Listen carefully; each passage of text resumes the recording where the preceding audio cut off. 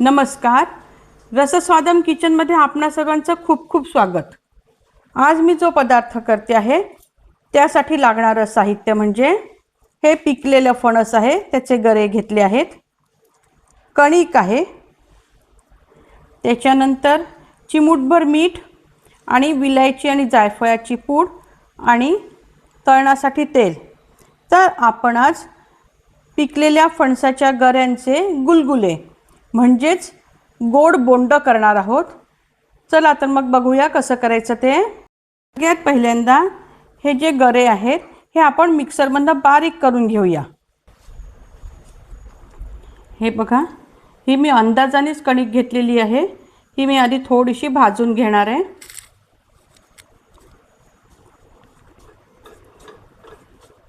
थोडासा असा सुगंध येतपर्यंत किंवा कणिक थोडी हलकी होतपर्यंत आपण मध्यम गॅसवर याला भाजून घेणार आहोत। हे पहा, आता खूप जास्त भाजायचीच नाही आहे, कणिकेला थोडासा हलकेपणा आपल्याला भाजता भाजता जाणवतो आणि छान असा सुगंध यायला लागतो की झालं, कणिक काढून घ्यायची, कारण आपल्याला तिला थोडंसं हलकं करायचं आहे, बस बाकी काही नाही। आता मी कणिक काढून घेते। आता कढईत आपण 1 टीस्पून साजूक तूप घालतोय। मिक्सरमधनं आपण हा गर एकदम जो बारीक करून घेतलेला आहे तो आता आपण कढईत घालणार आहे आणि थोडासा तुपावर परतून घेणार आहे। असा छान, खूप काही जास्त नाही पण थोडासा तुपावर परतायचा, म्हणजे एक तुपाचा स्वाद त्याच्यात येतो आणि तो स्वाद खूप छान लागतो साजूक तुपाचा। म्हणून आपल्याला एक काही सेकंदच किंवा जास्तीत जास्त 1 मिनिटपर्यंत त्याला परतवून घ्यायचं आहे। आता या क्षणी आपण विलायची आणि जायफळाची पूड याच्यात घालून देऊया। गॅस बंद केलाय मी। गोड पदार्थ आहे म्हणजे चिमूटभर तरी मीठ, म्हणून अक्षरशः अगदी चिमूटभराचं मीठ घातलेलं आहे। फणसाचे गरे गोड असतात त्याच्यामुळे आपल्याला यामध्ये गूळ किंवा साखर घालायची गरज नाही। हां, ज्यांना खूप गोड आवडतं मग त्यांनी थोडीशी 1 पाव वाटीची साखर वगैरे घातली याच्यात। जवळजवळ माझी मोठी वाटी भरूनचा गर निघालेला आहे तर चालेल, पण इतपत जे गोड असतात गरे तो गोडवा चांगला वाटतो।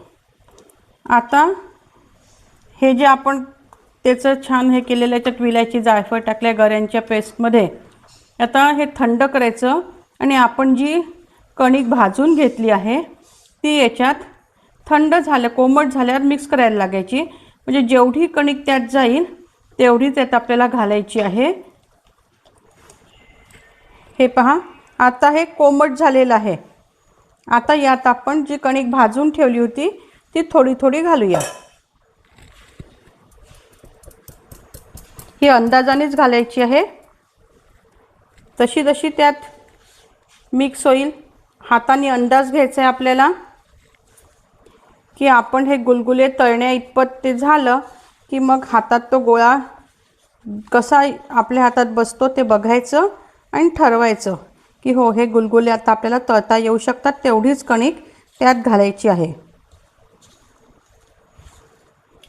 अजूनही हे आसट आहे, म्हणजे अजूनही याच्यामध्ये कणिक जाईल।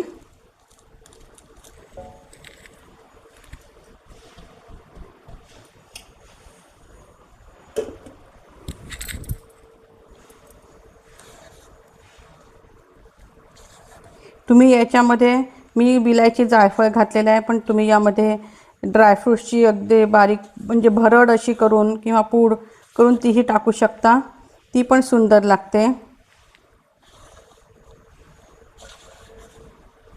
आता पहा, अशी आसटच कणिक आपल्याला ठेवायची आहे।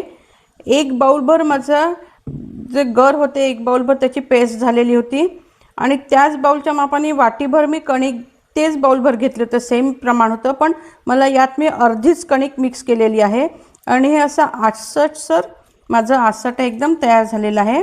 आता ह्याला आपण थोडंसं हाताला तेल लावून घेऊया।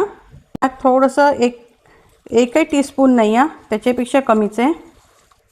ह्याच्यासाठी लावून घ्यायचं की म्हणजे मग आपण जेव्हा ते तळतो गुलगुले किंवा ती बोंड तर ते आपल्या हाताला चिटकत नाही म्हणून.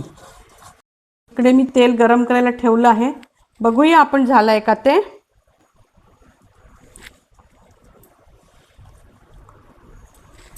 हे बघा आपलं तेल आता छान गरम झालेलं आहे.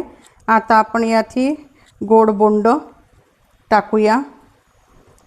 छोटे छोटेच टाकायचे असतात हे गुलगुले. कणिक कमी टाकल्यामुळे काय होतं की फणसाचा जो गऱ्यातला गोडपणा आहे तो छान होतो आणि फणसाची चव लागते. त्याच्यामुळे कणिक कमी. आणि कुठलेही आपण लाल भोपळ्याचे जेव्हा बोंड गुलगुले करतो तोच प्रकार हा असतो, फक्त लाल भोपळ्यात आपण गूळ टाकत असतो कारण गोडपणा येण्यासाठी. फणसाचे गरेच इतके गोड असतात की त्यामुळे आपल्याला याच्यात गूळ किंवा साखर टाकायची गरज पडत नाही. आता श्रावण महिना येणार तर सगळे सणावारांचे दिवस, मग प्रत्येकदा काय गोड करायचं, तर हाही प्रकार खूप छान लागतो फणसाचे गुलगुले. आता बुडबुडे कमी आणि आपले जे बोंड आहेत ते आता वर यायला आलेले आहेत. म्हणजे आता सगळे असे पलटून घेऊया.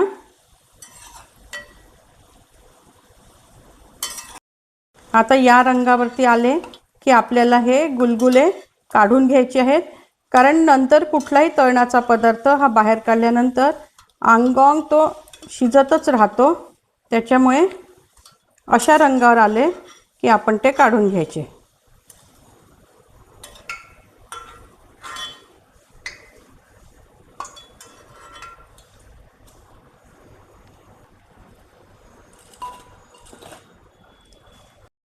मी दुसरा घाणा टाकला होता. आता आपला सेकंड लॉट पण बघा. हे आपले गोड बोंड किंवा गुलगुले वरती आले. आता हे असे आपण सगळेच पलटतात असं नाही, पण असं पलटून घेत राहायचं म्हणजे ते सगळीकडनं छान तळले जातात. या पद्धतीने काढलं की काय होतं, लगेच जे तेल असतं ते गळायला लागतं आणि मग तेल कुठे इकडे तिकडे सांडत नाही.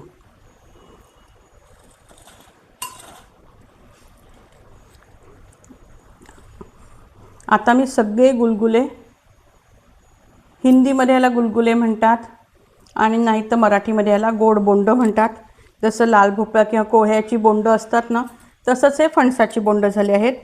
गरे जितके गोड ना तितका ह्याच्यातला गोडवा असतो. समजा गरे कमी गोड असतील तर कमी गोड होतील, पण नॅचरल गोडवा जो असतो ना तो इतका सुंदर लागतो. यात तुम्हाला गूळ टाकायची अजिबात गरज पडत नाही. खूप सुंदर लागतात हे. ज्यांना फणसाचे गरे मनापासून आवडतात त्यांना तर अगदी हा पदार्थ खूप आवडणार आहे, खात्री आहे मला. आणि मुख्य म्हणजे इतका सोपा पदार्थ आहे. तुम्ही करून बघा. तुम्हाला जे मी म्हणते ना ते अगदी पटणार आहे. आणि आपल्या मित्रपरिवाराबरोबर जर तुम्ही शेअर केलं ना तर मला खूप आनंद होईल. माझा व्हिडिओ जर तुम्हाला आवडत असेल तर नक्की व्हिडिओला लाईक करा, माझ्या चॅनलला सबस्क्राईब करा.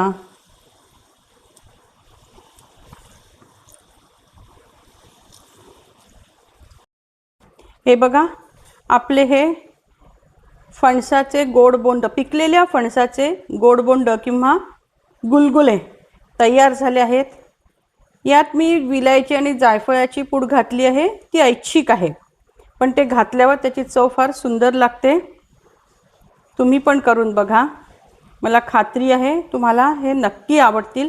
झटपट होणारा असा हा पदार्थ आहे. तुम्हाला जर माझा हा पदार्थ आवडला असेल तर नक्की माझ्या या व्हिडिओला आणि चॅनलला लाईक करा, सबस्क्राईब करा. धन्यवाद.